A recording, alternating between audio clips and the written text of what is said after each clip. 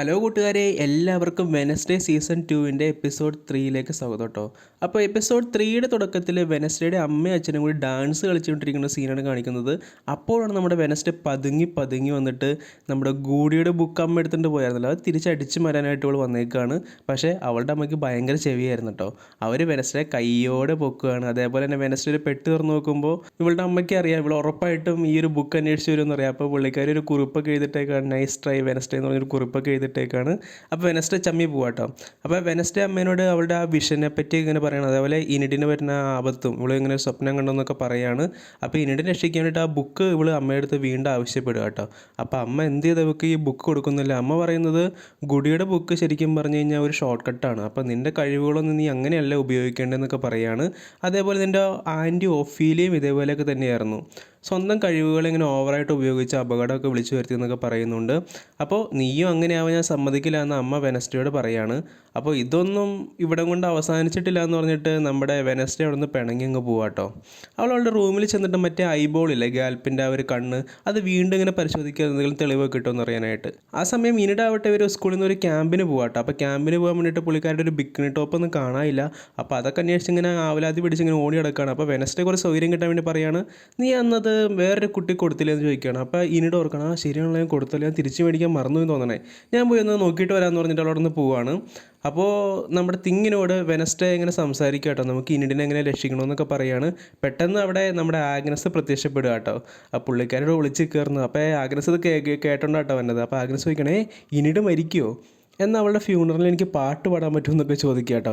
അപ്പോൾ വെനസ്ഡേ പറയാണ്, അവളങ്ങനെ മരിക്കാനൊന്നും പോകണില്ല, ഞാൻ ഉറപ്പായിട്ടും ഉടനെ തന്നെ ആ മർഡറിനെ കണ്ടുപിടിക്കുമെന്ന് പറയാം കേട്ടോ. അപ്പോൾ നമ്മുടെ ആഗ്നസ് ചോദിക്കുകയാണ്, എന്നാൽ ഞാനും കൂടി ഹെൽപ്പ് ചെയ്യട്ടെ എന്ന് ചോദിക്കുമ്പോൾ നമ്മുടെ വെനസ്ഡേ പറയാണ്, എനിക്ക് ഓൾറെഡി ഒരു വലങ്കൈ ഉണ്ട്, എനിക്കിനി വീണ്ടും ഒരു വലങ്കയുടെ ആവശ്യമില്ല എന്ന് പറഞ്ഞിട്ട് നമ്മുടെ ആഗ്നസിനെ ഒഴിവാക്കി ഇടുവാണ്. അതേപോലെ നമ്മുടെ സോംബി ഉണ്ടായിരുന്നല്ലോ, സ്ലർപ്പ്, പുള്ളി മറ്റേ ആ ഡ്രൈവിംഗ് പഠിപ്പിക്കാമെന്ന് ആ പൂപ്പനെയൊക്കെ തട്ടിയിട്ട് തിരിച്ചു വന്നേക്കാം കേട്ടോ. തിരിച്ച് ഇവരുടെ ഈ ബി ഹൗസിലേക്ക് തന്നെ തിരിച്ചു വന്നേക്കാണ്. അപ്പോൾ യുജീനും നമ്മുടെ പക്സ്ലി അവിടെ തന്നെയുണ്ട്. അപ്പോൾ ഇവർ നോക്കുമ്പോൾ ഈ സോംബിക്ക് നേരത്തെ തലച്ചോറുണ്ടായിരുന്നില്ലല്ലോ, ഈ തലച്ചോറ് ഇങ്ങനെ പയ്യെ ഇങ്ങനെ വളർന്നു ഇങ്ങനെ വരുന്നുണ്ട് കേട്ടോ. ഇപ്പോൾ അത്യാവശ്യം നല്ലൊരു രൂപത്തിലായി. അപ്പോൾ സോംബി ഇങ്ങനെ ഭക്ഷിക്കണതനുസരിച്ച് തന്നെ പുള്ളിയുടെ തലച്ചോറ് ഇങ്ങനെ വികസിച്ച് വരുന്നുണ്ടെന്ന് തോന്നുന്നു കേട്ടോ. അതേപോലെ ഇവർക്ക് വേറൊരു ടെൻഷനുണ്ട്, ഇവരും ഈ പറഞ്ഞ നേരത്തെ ഇനിഡ് പറഞ്ഞ ക്യാമ്പിന് പോകുന്നുണ്ട് കേട്ടോ. അപ്പോൾ സ്ലർപ്പിനോട് ഒറ്റയ്ക്ക് ഇട്ടിട്ട് പോകാൻ പറ്റില്ലല്ലോ, ഇവർ 1-2 ദിവസത്തേക്കാണ് പോണത്. അപ്പോൾ അങ്ങനൊരു വിഷയം ഇവർക്കുണ്ട്. അപ്പോൾ ഒരു ടെൻഷൻ അടിച്ചിരിക്കുകയാണ്. അതേപോലെ നമ്മുടെ ഗാൽപ്പിൻ്റെ ഫ്യൂണറൽ നടക്കുന്ന സമയത്ത് ആ സമയത്ത് അവിടെ നമ്മുടെ ഷെരീഫും ഉണ്ട്, അതേപോലെ നമ്മുടെ ഡോക്ടർ ഫെയർബേണിനെ നിങ്ങൾ ഓർക്കുണ്ടായിരിക്കുമല്ലോ, അവരും വന്നിട്ടുണ്ട് കേട്ടോ. അപ്പോൾ ഇത് കഴിയുമ്പോൾ വെനസ്ഡേ അവിടെ വന്നിട്ടുണ്ട്. വെനസ്ഡേ നമ്മുടെ ഫെയർബേണിനോട് സംസാരിക്കുകയാണ്.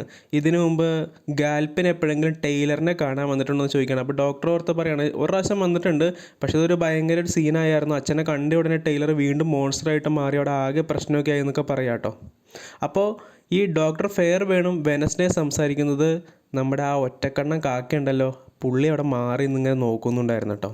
അതേസമയം ആവട്ടെ നമ്മുടെ ബിയാങ്ക ഒരു ഹോട്ടലിലേക്ക് പോവുകയാണ്. അവളുടെ സൈറൺ ഉപയോഗിച്ച്, ആ ശക്തി ഉപയോഗിച്ചിട്ട് അവിടുത്തെ റിസപ്ഷൻ്റെ മനസ്സ് ഇങ്ങനെ നിയന്ത്രിച്ചിട്ട് ഒരു റൂമിൻ്റെ താക്കോല് ചോദിക്കുക കേട്ടോ. എന്നിട്ട് നീ ഇതെല്ലാം മറന്നു പോട്ടെ എന്ന് പറഞ്ഞിട്ട് ഇവൾ ഈ താക്കോലും കൊണ്ട് റൂമിലേക്ക് പോകണം. അപ്പോൾ റൂം തുറക്കുമ്പോൾ വേറെ ആരുമല്ല അതിൻ്റെ ഉള്ളിൽ ഇവളുടെ അമ്മ കേട്ടോ. അപ്പോൾ സംഭവം എന്താണെന്ന് വെച്ച് കഴിഞ്ഞാൽ ഈ ഇവളുടെ പുതിയ ഭർത്താവ്, ഈ ബിയാങ്കയുടെ അമ്മയുടെ പുതിയ ഭർത്താവ്, ഇവരിങ്ങനെ ഒരു പുതിയൊരു കൾട്ടൊക്കെ രൂപീകരിച്ചായിരുന്നു, മോർണിംഗ് സ്റ്റാർ എന്നുള്ള രീതിയിൽ. അപ്പോൾ ഇവർ ആൾക്കാരൊക്കെ പറ്റിച്ചിട്ട് എന്തോ കാശൊക്കെ ഉണ്ടാക്കുന്ന ഒരു പരിപാടിയൊക്കെ ആയിരുന്നു.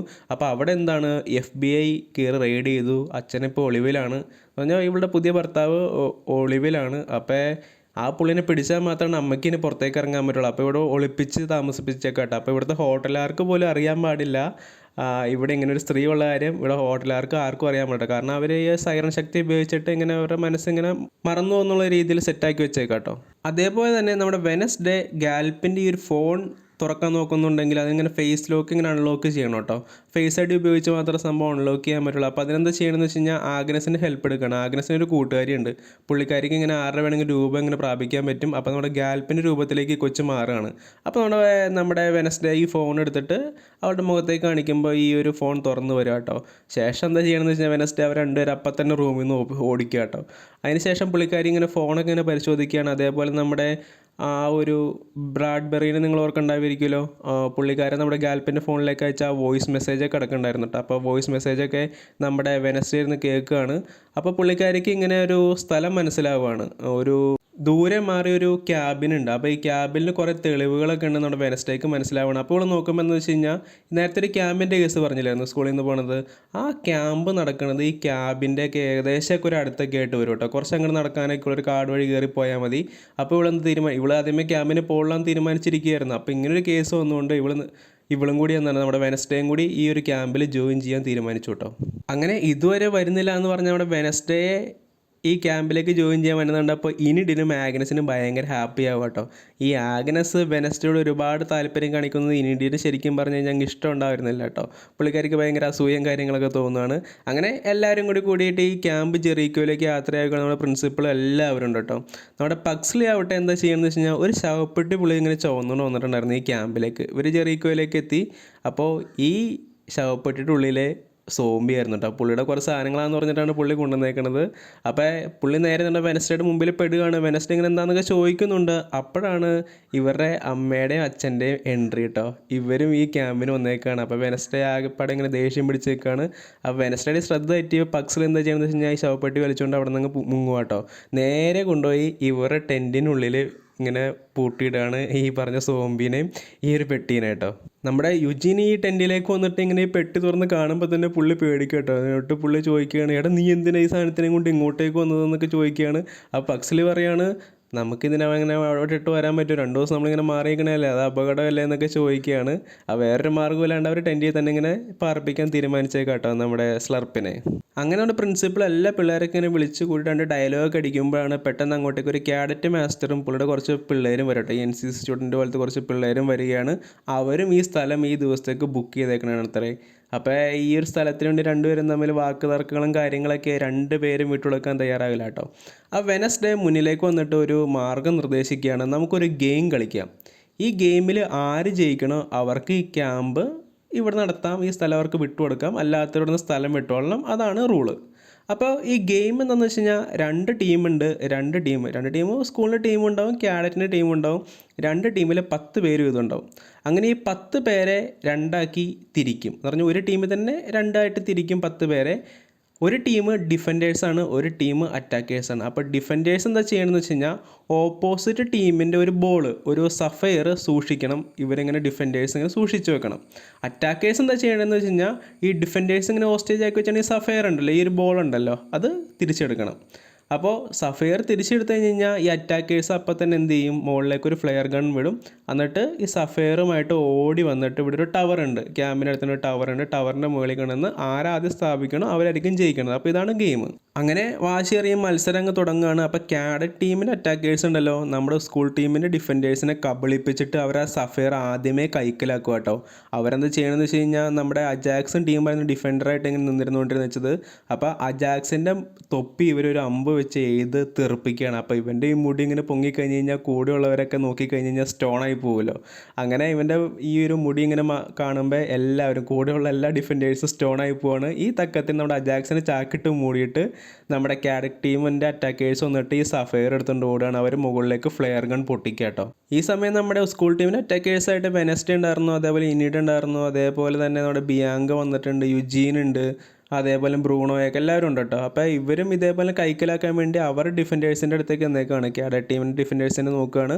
അപ്പോൾ നമ്മുടെ ഇനിഡും ബ്രൂണോയും കൂടി ഇങ്ങനെ വോൾഫിൻ്റെ ആ ഒരു രീതിയിൽ ഓടി വരികയാണ്. പക്ഷേ ഇവർ ക്യാഡറ്റ് ടീം എന്താ ചെയ്യുന്നത് വെച്ച് കഴിഞ്ഞാൽ ടിയർ ഗ്യാസ് എടുത്ത് ഇവർ നേരെ എറിയാട്ടോ. അപ്പോൾ ഇനിഡും ബ്രൂണോയ്ക്ക് ഒന്നും ചെയ്യാൻ പറ്റാണ്ട് അവരിങ്ങനെ ഓടുകയാണ്. അപ്പോൾ യുജീൻ എന്താ ചെയ്യുന്നത് വെച്ച് കഴിഞ്ഞാൽ അവിടെ ഒരു തേനീച്ച കൂടാണ്. അപ്പോൾ തേനീച്ചകളെ കൺട്രോൾ ചെയ്തിട്ട് ഈ ഡിഫൻഡേഴ്സിന് നേരെ വിടുകയാണ് ക്യാഡറ്റ് ടീമിൻ്റെ. അപ്പോൾ അവർ കുത്തിക്കൊണ്ടിരിക്കുന്ന ഗ്യാപ്പിൽ വെനസ്ഡേ ചെന്നിട്ട് ഈ ഒരു സഫയർ എടുത്തുകൊണ്ട് ഓടാട്ടെ. ഇവളും ഫ്ലെയർ ഗൺ കത്തിക്കുകയാണ്. പക്ഷേ ഇവരിപ്പോൾ പിന്നിലാണല്ലോ, അവരാണല്ലോ ആദ്യമേ എടുത്തേക്കണത് അവരുടെ അറ്റാക്കേഴ്സ്. അപ്പോൾ ആ പയ്യൻ ഓടി വന്നിട്ട് ഈ ഒരു ടവറിനടുത്ത് എത്തി ഇങ്ങനെ മേളിലേക്ക് ഇങ്ങനെ ഒരു സ്റ്റെയർ ഇങ്ങനെ കയറാൻ തുടങ്ങിയിട്ട്. അപ്പോൾ ദൂരെ നിന്ന് നമ്മുടെ വെനസ്ഡേ നോക്കുമ്പോൾ ഇവർക്ക് എത്താൻ ഇനിയും കുറേ സമയം എടുക്കും, ഓടിക്കഴിഞ്ഞാൽ എത്തൂല. അപ്പോൾ വെനസ്ഡേ എന്താ ചെയ്യണമെന്ന് വെച്ച് കഴിഞ്ഞാൽ ഒരു റോപ്പ് എയ്ത് വിടുന്ന ഒരു സാധനമുണ്ട്, അതിങ്ങനെ വിട്ടിട്ട് ആ ഒരു ടവറിൻ്റെ മേളിലേക്ക് തറപ്പിക്കുകയാണ് ഈ ഒരു റോപ്പ്. എന്നിട്ട് ആ റോപ്പിൽ കൂടി ഇവിടെ ഊർന്ന് നിന്നിട്ട് ആ കയറി വന്നുകൊണ്ടിരുന്ന പയ്യനെ ചവിട്ടി നിലത്തേക്ക് അടിച്ചിട്ട് ഇവർ ആ സഫയർ അവിടെ സ്ഥാപിക്കുക കേട്ടോ. അപ്പോൾ വെനസ്ഡേ നമ്മുടെ സ്കൂൾ ടീമിനെ വിജയിപ്പിച്ചു, എല്ലാവരും സന്തോഷം കൊണ്ട് തുള്ളിച്ചാടുക കേട്ടോ. പ്രിൻസിപ്പളൊക്കെ ഇവളുടെ അടുത്ത് വന്നിട്ട് ഇങ്ങനെ പ്രത്യേകം അഭിനന്ദിക്കണൊക്കെ ഉണ്ട് കേട്ടോ വെനസ്ഡേ. പക്ഷേ വെനസ്ഡേ ഇതൊന്നും മൈൻഡ് ചെയ്യുന്നുണ്ടായിരുന്നില്ല. ആ സമയത്ത് നമ്മുടെ കാഡറ്റ് മാസ്റ്റർ ആവട്ടെ പിള്ളേരെ ഭയങ്കരമായിട്ട് വഴക്ക് പറയാട്ടെ, ഇവർ തോക്കുകയും ചെയ്തു, ഒരു പെണ്ണാണ് തോൽപ്പിച്ചത് എന്നൊക്കെ പറഞ്ഞിട്ട് ഭയങ്കരമായിട്ട് പുള്ളി ചൂടാവുകയൊക്കെ ചെയ്യാണ്. പക്ഷേ ഈ കാഡറ്റ് ടീം അങ്ങനെ അങ്ങ് വിട്ടുകൊടുക്കാൻ തയ്യാറല്ലായിരുന്നു കേട്ടോ. അവരിങ്ങനെ ഒരു പദ്ധതി ഇടാണ്, രഹസ്യമായിട്ട് അന്ന് രാത്രി ക്യാമ്പ് അങ്ങ് ആക്രമിച്ചിട്ട് ഇവരെയൊക്കെ അവിടെ നിന്ന് ഓടിക്കുക, അതായിരുന്നു ഇവിടെ ലക്ഷ്യം കേട്ടോ. അപ്പോൾ അങ്ങനെ ഒരു പ്ലാൻ ഇട്ടേക്കാണ് ഈ മാസ്റ്ററും പിള്ളേരും കൂടി കൂടിയിട്ട്. അന്ന് രാത്രി എല്ലാവരുടെയും കണ്ണു വെട്ടിച്ചിട്ട് നമ്മുടെ വെനസ്ഡേ ഈ ക്യാബിൻ തിരഞ്ഞ് കാട്ടിലേക്ക് പോവാട്ടോ. അപ്പോൾ ക്യാമ്പിലാവട്ടെ എല്ലാവരും പാട്ടൊക്കെ പാടി ഇങ്ങനെ ആസ്വദിച്ചിട്ടിരിക്കുവാണ്. വെനസ്ഡേ ആവട്ടെ ക്യാബിന് ചെല്ലുമ്പോൾ അവിടെ ഒരുപാട് പേരുടെ പേരിങ്ങനെ ആ ഒരു ചുമരിലൊക്കെ എഴുതി വെച്ചിട്ടുണ്ട് കേട്ടോ. അപ്പോൾ എല്ലാവരും ഔട്ട്കാസ്റ്റുകളായിരുന്നു. അപ്പോൾ എല്ലാവരും മരണപ്പെട്ടു എന്നുള്ള രീതിയിലൊരു ചരമവാർത്തയാണ് എഴുതി വെച്ചേക്കുന്നത്. എല്ലാവരും വില്ലോ ഹിൽസ് എന്ന് പറഞ്ഞാൽ ആ ഒരു ഹോസ്പിറ്റൽ കണ്ടില്ലേ ടൈലർ എടുക്കണത്, അവിടുത്തെ പേഷ്യൻസും കൂടി ആയിരുന്നു കേട്ടോ. അതേപോലെ തന്നെ അവിടെ നോക്കുമ്പോൾ ചുമരിൽ വലുതായിട്ടൊരു ലോയിസ് എന്നുള്ളൊരു പേരും കൂടി എഴുതി വെച്ചിട്ടുണ്ട്. അതൊക്കെ വെനസ്ഡേ നോട്ട് ചെയ്യുന്നുണ്ട്. ഈ സമയം ക്യാമ്പിലാവട്ടെ പ്രിൻസിപ്പൾ എന്നിട്ട് നമ്മുടെ മോർട്ടീഷ്യയോട് വെനസ്ഡേയുടെ അമ്മയോട് സംസാരിക്കുകയാണ്. ഈ ഒരു ഫണ്ടിങ്ങിൻ്റെ കേസ് ഉണ്ടല്ലോ, പുള്ളി ഇങ്ങനെ മാക്സിമം ഫണ്ട് മേടിച്ച് കൂട്ടാൻ വേണ്ടി നോക്കുകയാണ്. അപ്പോൾ ഇവളുടെ അമ്മ ഭയങ്കര കോടീശ്വരിയാണല്ലോ, അപ്പോൾ അതുവഴി കുറച്ച് കാശ് ഉണ്ടാക്കാനാണ് പുള്ളി നോക്കണത്. അപ്പോൾ ചോദിക്കുകയാണ് അമ്മേനെ വിളിച്ചായിരുന്നു എന്നൊക്കെ ചോദിക്കുകയാണ്. അപ്പോൾ അമ്മേനെ വിളിച്ചായിരുന്നു, പക്ഷേ അവർ എടുത്തില്ല എന്നുള്ള രീതിയിൽ മോർട്ടീഷ്യ പറയുകയാണ്. അപ്പോൾ പ്രിൻസിപ്പൾ പറയുകയാണ് അങ്ങനെ ഒരു കാര്യം ചെയ്യാം, അമ്മയുടെ അടുത്ത് ഈ ഒരു ക്യാമ്പസിലേക്ക് വരാൻ പറയുകയാണ്, നമുക്ക് നേരിട്ട് സംസാരിക്കാം എന്നൊക്കെ പറയാം കേട്ടോ.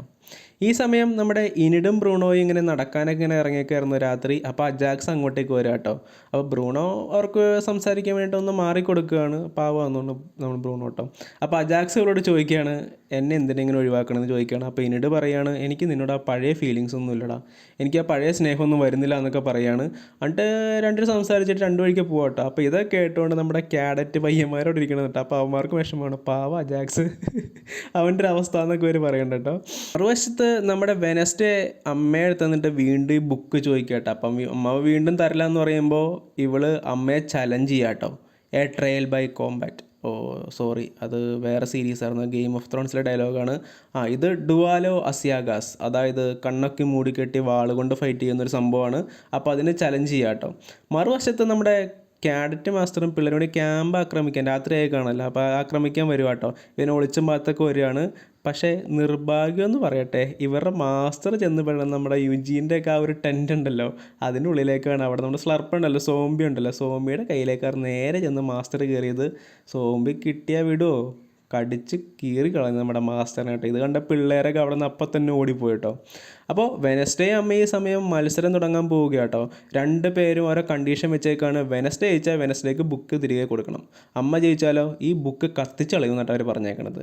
അപ്പോൾ എന്തായാലും വെനസ്ഡേ ഈ ഒരു ഫൈറ്റിന് തീരുമാനം എടുത്തു കഴിഞ്ഞാൽ അങ്ങനെ രണ്ട് പേരും എന്താണ് ഫൈറ്റിന് തയ്യാറെടുക്കുകയാണ്. അപ്പോൾ രണ്ട് പേരുടെ മേത്ത് ഒരു സിമ്പിൾ പോലെ ഒരു ഘടിപ്പിച്ചിട്ടുണ്ട്. അത് ആരാദ്യം അടിച്ചിടുന്നോ അവരാണ് ജയിക്കണത് കേട്ടോ. എതിരാളിയുടെ ആ സിമ്പിൾ ആദ്യം ആരും അടിച്ചിടുന്നോ അവരായിരിക്കും ജയിക്കണത്. അപ്പോൾ അവരുടെ ഗെയിം തുടങ്ങിയേക്കാണ്.